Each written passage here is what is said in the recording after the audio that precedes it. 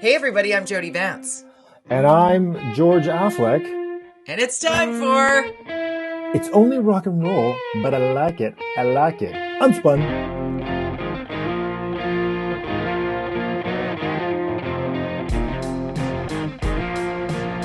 Wait, what are you holding there? You got a sign. I do. You got a sign up there. Lake here, don't care. We're not in our locations. You're on a lake. I am. Living the dream. It's Camp Jody. I have 3 teenagers and 3 dogs. I unplugged for a week before it's back to school. So I got lots of work when I get home. But right now, you're the only work I'm doing, George. And where are you? I'm at home because I'm doing CKNW this week at noon. So I don't have time to get to the office to do our podcast there. So I'm just going straight from here to CKNW down the street. So all right. Busy week. I like your opening because we got to give a little homage to the passing of what many believe is the man who is the Rolling Stones, not Mick Jagger. Not Mick Jagger. Yeah, Charlie Watts. Charlie Watts. I interviewed somebody about this on, and I'm not a huge Stones fan, but I went to their last tour. I went and saw them in Seattle. First time I'd seen them.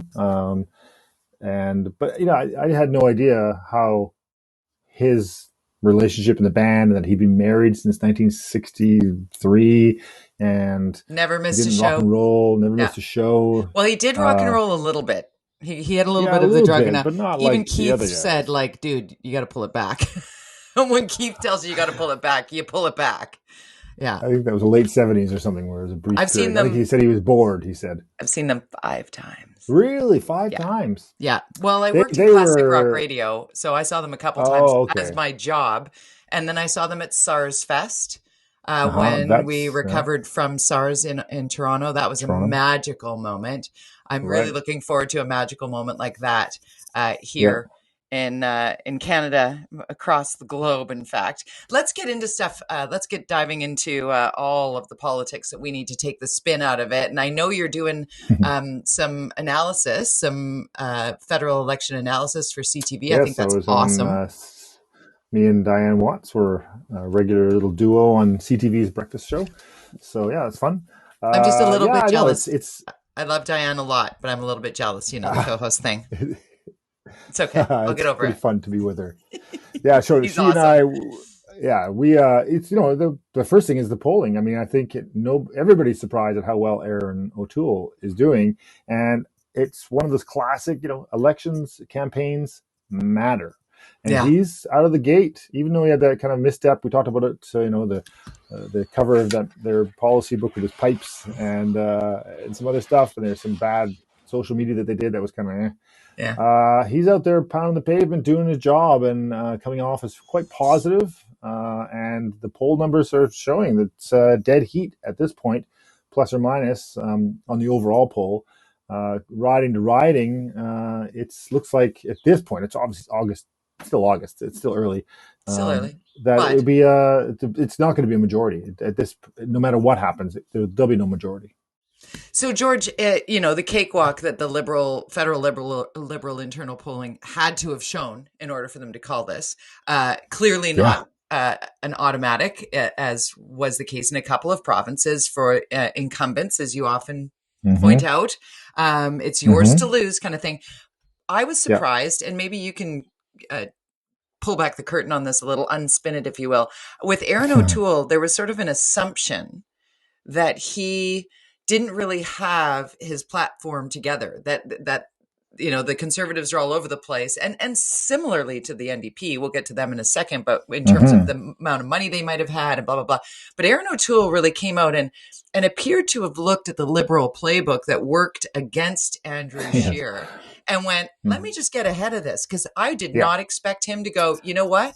I'm pro-choice. And for those who are pro-life, I'm not going to make you do this, but you have to refer anybody, any woman who is looking to have an abortion, and you have to refer them to a physician who will take care of them. And I was like, wow, that is way out of the base tent, if you will.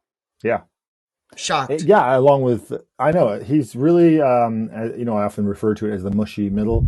So federal liberals, who are swing voters and sometimes, kind of go left, you right. They're kind of all over the map. They don't Yeah. always decide how they're going to vote until election time. So Purple. any of those ridings that are kind of swingy, like there's a few in BC, um, some of his ideas are definitely centrist, and that's one of them that you mentioned, Yeah. obviously. It's the hard And one for guys to others, talk about, but for women, it's a little bit easier to yeah. discuss. It doesn't impact me in particular as a woman in her 50s past childbearing years, but Mm-hmm. certainly just having a choice is something that might sway women, where otherwise if they had said, no, listen, as a white dude, I'm going to tell you what Mm-hmm. to do with your body, it'd be like, I'm not voting for you ever. So even if you're not somebody who would have that procedure done, it's a matter of governing your own Mm-hmm. body, which men don't have to often deal with, because no one's saying, George, it's time for you to have a vasectomy or whatever. You know what I mean? Like, these are all That uncomfortable was fun. conversations. Been there, done that. Don't get me started. Okay, I let's go to the fact that they're in a dead heat now, and the Yeah. narrative is pretty interesting. Yeah, and I think that's tough, and liberals really haven't come out with their platform yet, so I guess they won't until next week. And that's a strategic on their point. They want to see what the conservatives have, and then they'll build their platform around what they need to do. But they're kind of going, crap, that's my idea. Oh, that's our idea. Oh, geez. So Yeah. they're kind of announcing some housing stuff and some other things. And I think there's, foreign tax, foreign purchasing that came out today where not allowing foreign purchasing of private property over the next 2 years. That's a liberal idea. Yeah. Uh, Obviously, they're basing a lot of these decisions, like elections do, on popular opinion. How do we get these votes? In BC, especially when you think about foreign taxes, foreign investment, housing in general, hot issues, and then all the parties seem to be attacking banks and the C-suite executives. All of them are being attacked because obviously the narrative and the polling is showing that people in Canada are sick and tired of a privileged class, Yeah. and it's time they be punished. And so all the parties are doing that. And but if they're all doing it, then it's a bit of a wash. But I think for the Conservative, it's a win for them to do that. Because it's unexpected. It's not obviously Again, for liberals and NDP. Well, that's what they do.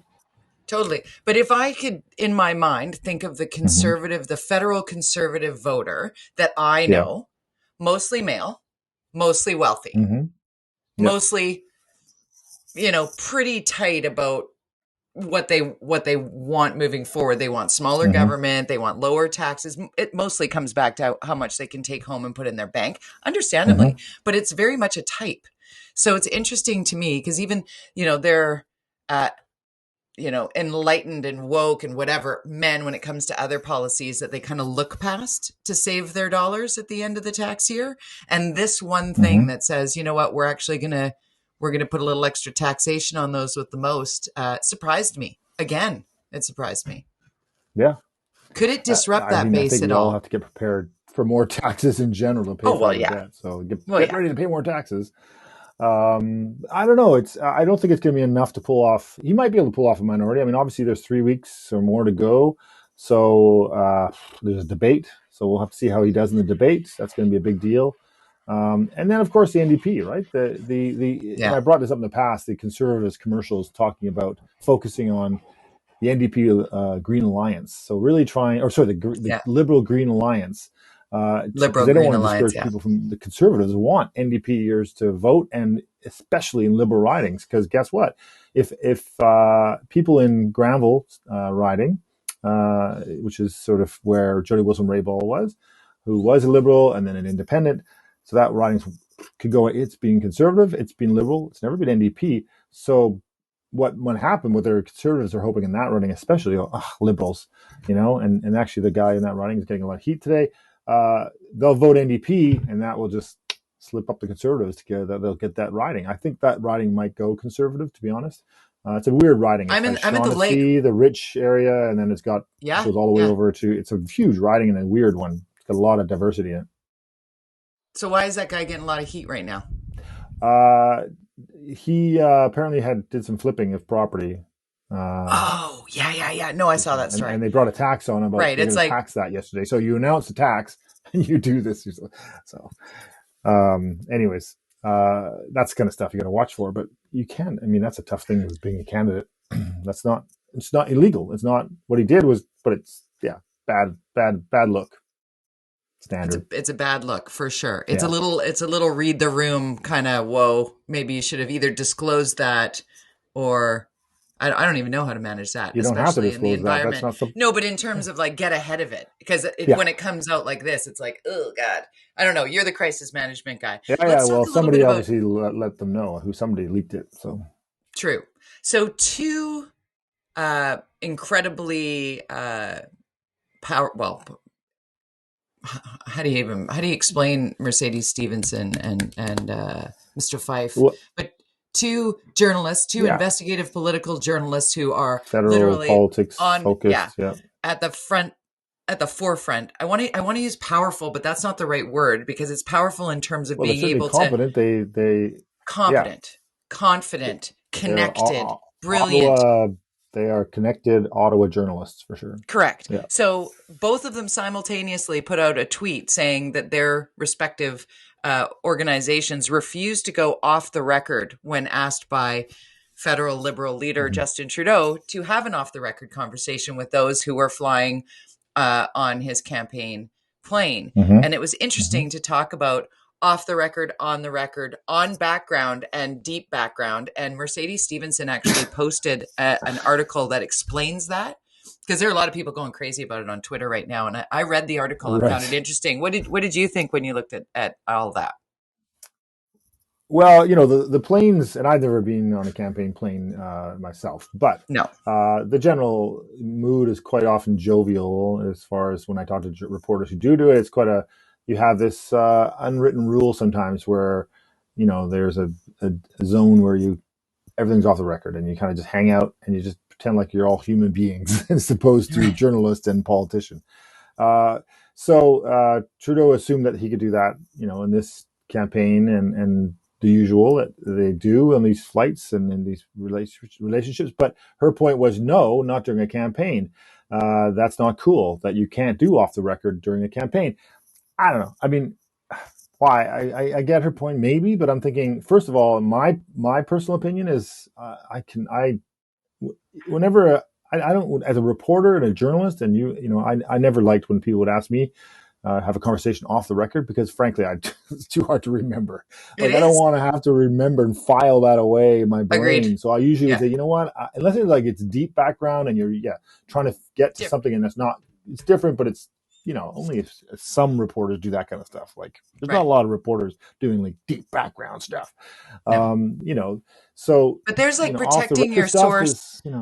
Protecting your source is what deep background might be, where you can then use that information to verify alternately and then use what you've learned. Where off the record is, you don't talk about it. You don't say you've ever heard that anywhere else, and it's nothing. With people, and it's with people you talk to all the time. So especially politicians, you're always talking to politicians as a reporter.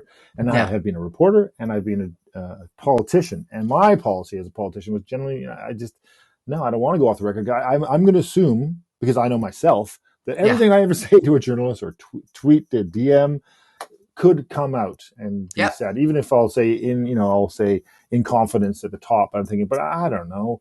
And I had done that, but I always think, you know what? Even I'm going to assume this one day might come out or something. If it, nothing, it's you should assume. There's no such thing. There's no such thing as secrets. It's just too hard. But we've even seen a number. Actually, I can't remember his name now. Oh man, I want to say it's Wilson, but it's not.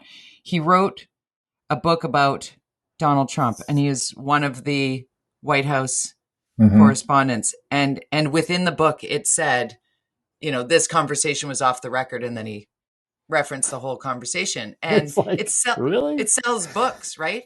But it does. It's selling books. But then it's like, is it only off the record if it's somebody you don't like or have a distaste for what they're saying? What? Like perhaps the Donald Trump scenario. And people have been told to break that confidence or break that in camera right? That you talk about when it comes to City Hall. Those people are like, well, I could tell you, but it was in camera, so I can't. So, but I want to. But you should go looking at that, and it's just like, oh man, But in that case, that is legal. In this case of in camera, that has legal ramifications that are clearly defined in the bylaws. But in the case of a reporter and a politician, it's a casual decision, and of course, unless you have proof in writing. Like I said, if I did it in writing, I would put top in confidence so that I'd keep that thing, and then I would use that if somebody said and pulled it and put it in then I'd have a legal case. But when we're doing the pre meeting before we do this podcast, we have I wouldn't say this on the air, but that's kind of like off the record. But it's one of those things that you can put it in shorthand. I'm actually screen grabbing it all. And you're recording that. I got a whole file of stuff of you. But you and I actually have the same sort of mentality when it comes to this. It's like, if you don't want people to talk about that thing that you said that was inappropriate or out of line or whatever, don't say the thing. Don't let that thing come out of your mouth. And if you think about why you're thinking it, because if it will get you in hot water. I mean, we've all put a tweet out there that we maybe go, oh, why did I do that? That's going to be taken out of context or whatever. But it is a muscle memory thing, and it would be difficult to be a journalist on the campaign trail with any one of the leaders and seeing them in their downtime moments and not looking at that as like, well, there's the story. So if they're like, this is off the record and blah, blah, blah, I'd be like, well, what am I doing here? The whole point of me being here is to watch you in your downtime. Otherwise, I could just do this from home. Yeah, but that's true. But that doesn't mean you have to talk about stuff that matters, Politicians only matters. Hang out all the time. You're out for a beer. I don't talk about the stuff and I assume what I'm talking about could be used, but I'll talk about my family. I'll talk about hobbies. I'll talk about whatever. And if I give my opinion on something, then I'm assuming that you're going to use this or you could use this, and that's fine. And that's the way it is. And frankly, to be honest, as a politician, don't you want your opinions heard? I mean, I don't get it. Like, okay, that's why George. So much off the record? Like, what are you giving him that's so off the record? Like, come on, like you are who you are. My point exactly. Yes. So if there's something that you wouldn't say like this, why would you say it at all? That's my point. In the unspun splitting of hairs here. Like, so it must be something significant enough for those, because those journalists have had beers with or coffee or whatever. They have access. It must be something. Yeah. I'm curious as to what it is. I know. Can't begin to imagine, but I know policy stuff, the stuff they're going to be announcing. I don't know. Maybe giving them tips on what's going to be coming up in advance, those kind of things. But maybe their true feelings of their opposition. I mean, I don't know. Yeah, it's like, you know what? I want to touch on one more thing that we didn't. Yeah, why not just shut up? I want to touch on one more thing that we didn't actually go over in our pre-chat. It's the breaking news this morning, as of Thursday, about Canada pulling out effective immediately of the air bridge in Afghanistan. It was interesting. I was watching Jackson Prosco. Tragic on so many levels, terrifying for so many people. And yet Jackson made a point this morning when talking to Sophie Louie on Global's morning news, that perhaps the time has actually arrived where it's not so public, that what the plan is on how to get people out and where those people will go and how they will be retrieved, that it's like, oh, okay. So it's not just like we're washing our hands of this. It's just we can no longer announce it out loud where it can be intercepted or intervened. And I thought that was an interesting, I don't know. Okay. What do you think of that? No. I think it makes you feel good, but there's going to be a lot of dead people in Afghanistan that helped us before it's and it's going to be too late. I mean, I think there's a whole rip the Band-Aid off mentality. Well, how do we, like, when is the deadline? When is the deadline? How many more deadlines do we have? And otherwise it ends up never being a deadline. And so you have to kind of expect that there are going to be casualties in war, innocent casualties. And that is where they're at. And I think that's their decision. And Canada and all these other countries, even Russia's pulling out. I mean, they're all pulling out. They're leaving this country it's going to be brutal. I mean, it's going to be unless brutal, and there's it's some going to be miracle and these guys, particularly but beautiful. they're not letting music. They're not letting. They're already telling people, women, No, just for women. now, just for now, just stay inside and just follow the rules for now. We'll try to figure this out. There's a lot of young, enthusiastic, like that may not know how to respect women. You're like, oh my god, like it's terrifying. So it's terrifying. Well, we'll stay on top of it as much as we can, and I guess that did give me some hope where there's a truly hopeless situation. But you're right; it's like there's the a tunnel slow that they've dug. There's not, and you look around that. Where do they go? I mean, they're gonna can't go to Pakistan. You're trapped. You're trapped. Yeah. So it's horrible. Okay, but, we've got to turn the page, and there's no good segue. There's no good segue. So let's come back to British Columbia. Let's come back here and talk through this week in BC politics with regard to managing the COVID-19 pandemic. Last week we were talking about Dr. Henry maskless at a BC Lions game, and this week Dr. Henry announced that mask mandates are now back province-wide in public places. Your thoughts on that? Well, it wasn't a surprise for the school one. That was not surprising. I sensed that was coming. But then the surprise announcement that it was going to be province-wide immediately was surprising. I think because we saw her a few days earlier walking around without a mask on. I mean, granted, she's saying she was kind of outside. BC Place in a very large space. Yeah, and she stands by that. If you're outside, you're fine. But it's the rule is you got to wear these masks everywhere and inside and on patios when you go into a restaurant and things like that. So it's kind of back to the future. So I don't know. I mean, it's fine. It's just, I think that there was a 1-2 though. The next day they announced the whole vaccine passport thing, the BC vaccine card. And what happened is first of all, like a lot of information for people to consume. And this is something we've talked about a lot. And people talk about a lot, is they're confused. And I know that you and I go, why are you so confused? It's not very complicated. Just wear your mask. Get the vaccine. Get vaccinated. People seem, I know, but people are going, it's confusing. What are the rules? Why so much information in 2 days? Want to do it all in one press conference? Or like what? It's from a comms, communications strategy. It's like, I don't get it, but, I see how it makes people despondent, but, and angry maybe, but the data, certainly for the passport or the vaccine card is proving to be very effective. Right? What, 18,000 people have signed up for their first dose? That's movement. There were 3,000 the day before. I know, but let's go. It's working. It's working. Yeah. And get to 90%. Can get to 90%. Come on. And the people that want to say vaccines don't work because the viral load is blah, blah, blah. And you look at their bios or you on the social media side and you look at them and they're you and me. We shouldn't be talking viral load and whether or not and what to do. Like, we got to trust the Danuta Skaronskis. We got to trust the Jason Kindrechecks. We got to trust the Jason Tetros, the Peter Hotez. Let's go to the experts and trust science, because science is magic, except real. It's like magic, but it's real. That's what science is. And to be clear, people will say, "Oh, well, it's not approved because it hadn't been approved in America, right?" This past FDA week, approval. Was approved. We've had approval in Canada, though. It's America you're talking about. We've had approval. We had official approval a long time ago. Our process is way different in America, way less bureaucratic. We approved these vaccines a long time ago, official. So thank you. That you're watching the wrong news. This is Totally. Well, you've been doing it on the radio. All last week, we did it on the radio every single day. Had a scientist, an expert, to take vaccine hesitancy questions. And I was blown away at the amount of U.S. statistical references there were. It's like there is a very big disinformation machine churning hard down there. And it's sad to watch. People are dying that need not die. And here in Canada, when they want to be mad at it, it's like, you know what? We're doing pretty well. Well. Yeah. And they finally released the data on non-vaccinated, vaccinated, and death counts. And it's, 98% of people in hospital. Yeah. 98% of people in hospital are unvaccinated or under-immunized, which means one dose. So, like, look at that now. And the 2% that are fully immunized are over 80. Yeah.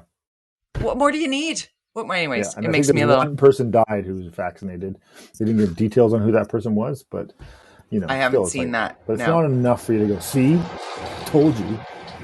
I'm sure Right. it was somebody who was probably had conditions and was older or whatever. But big trailer going by there, big truck or something Yeah. zooming by. Got it. Hold on. There's a jacuzzi going by. Someone's getting a hot tub installed. There we go.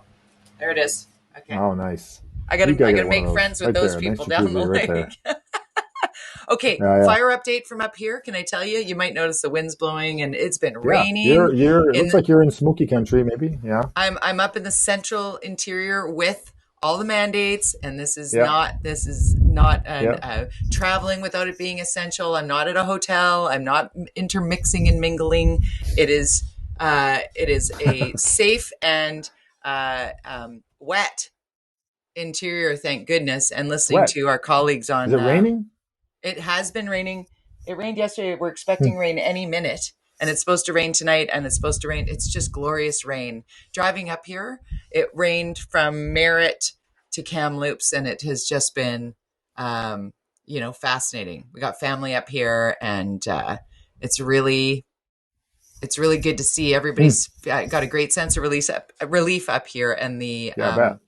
BC Wildfire Services are updating and starting to look at some of the damages here. The White Rock Lake fire is still an issue near Vernon. Mm-hmm. The what they call it, the southeastern flank of it, but they're doing a controlled burn because the temperatures are so low and there is precipitation. Anyways, I sound like a meteorologist, but those are the updates that I'm getting from here. So Thanks, there's good Christy. news Thank on that. Christy Gordon. You're welcome. Yes, you're welcome. In my inner Christy. No, Um, it's good news, but I still think maybe we could have done a better job, and I think we need to take a look at these things. I think I spoke to Lauren Dirksen from Williams Lake MLA up there. He's got some good ideas. A nonpartisan working group to talk about this budgeting. What can we do better? And so yeah. far, crickets from the NDP on that idea, but we'll see if that can happen, because I think they have to come together at all parties. This is not, we have climate change. We know what this is happening and why we're seeing this. But in the meantime, we need to mitigate the potential for fires and smoke. And how do we do that? Well, we have to have better fire services. And Better Logan plans. Lake was a good example. Logan Lake, and I interviewed the fire chief there before they were evacuated, a couple weeks before, and because I had won a bunch of awards, and so I talked to him about these awards he'd won, and they were for mitigation stuff, sprinklers on Right. roofs and things like that. And as a result, because of that, Yeah. and the way they had done it around the town, and the way they had done, all the stuff they did, the town didn't get hit by the fire. That came really close. And it's a case study in how you can do it. But guess what that takes? It takes money, and it takes initiative, and it takes a real focus of the provincial government to initiate that, not just through random grants, which is how they currently work. Right. Like grants. You got to apply for it, get the grant, do the stuff, apply for the grant. It's like, come on, just give everybody some money and get the stuff built. Gathering recycling year round, like gathering the cans and bottles to turn them in, to buy the equipment, to keep in a trailer, to protect the area. That's what happens in the interior. That's a thing that needs to stop. It needs to be a coordinated effort. I agree with you 100%. Yeah. I wanted to touch on two more things. We're short on time and long on topics today, but the coyote thing, because we got to update on that. Bill Thielman's petition's getting some traction. Getting some heat, getting some pickup, yeah, and so he wants to get rid of all the coyotes in Stanley Park, and of course a lot of opposition to that, but also it looks like a lot of support. So, this would be the park board he'd have to deal with. So I'm going to think, So anyway, is anything going to happen? But I know a park board commissioner who's also running for mayor, who is the source of the tweet that I put out the day before yesterday. I've lost track of days. It was Tuesday, I think. John Cooper called me and said, "You won't believe what just happened to me at the dentist," and shared the story that I put out in a tweet that basically John went in. I've been to the dentist for like 4 times over the course of COVID. I just kept going because, I mean, it's like They're walking into, it's unbelievable PPE and protection and organization, whatever. But now that we're into a position of vaccination being widespread and available and whatever, I just assumed my dentist and everybody there was immunized. And I will ask them. And next time I go, I believe I did ask my hygienist just out of curiosity, because I was like, I'm double, you? And she's like, oh, yeah. But John, I guess, did all the questionnaire and everything and then got in the chair and then just randomly said to his hygienist, like, you're immunized, right? And she said, no. And he got up and left. He's like, no. Good for him. Yeah. Wow. That got a lot of traction, speaking of. A lot. That's people crazy. People are speaking out, and I got a bunch of sort of DMs about it, who are people in the industry that are really cautious about speaking out, but they're saying that the governing body of what do they call the College of Dental. Now I've lost the term. Or the dentistry. I mean, there's probably several organizations in charge. But there's one that's it's disappointing that they're not like, come on, let's just go. Let's go. This is where government plays a role. And I asked this question of Adrian Dix this week, you're mandating masks in schools. Why not mandate vaccines? Why not teachers and everybody needs, and kids over 12, they must be vaccinated. What's the problem? You do the vaccinations for all other vaccinations. You go to school, you get it at school. What's the problem with this one? No response. He totally blah, blah, blah, blah, blah, and they're obviously being cautious. And, do that again. What did he do? Blah, blah. It's Adrian Dix. He's a nice guy. But he's super nice. Keep your answer shorter, please. There's no such thing. I got 4 minutes here. 4 minutes? That's all?